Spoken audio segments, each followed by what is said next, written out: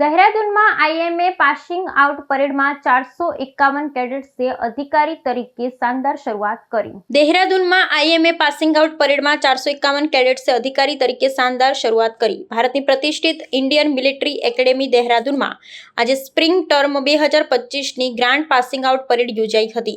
આ પરેડમાં કુલ 451 જેન્ટલમેન કેડેટ્સે ભાગ લીધો, જેમાંથી 419 ભારતીય અને 32 વિદેશી કેડેટ્સ હતા, જે હવે પોતાની સેના માટે અધિકારી તરીકે સેવા આપશે। ચાર્ટવુડ બિલ્ડિંગ કામની સામેના ઐતિહાસિક ડ્રીલ સ્ક્વેર પર કેડેટ્સે ગૌરવભેર પગલાં ભર્યા હતા।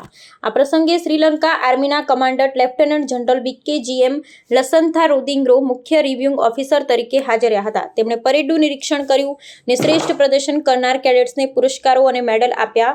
સ્વર્ડ ઓફ હોનર અને silver medal academy cadet adjutant Anni નેહરાને મળ્યા, જ્યારે gold medal academy under officer Ronit Ranjan નાયકને મળ્યો।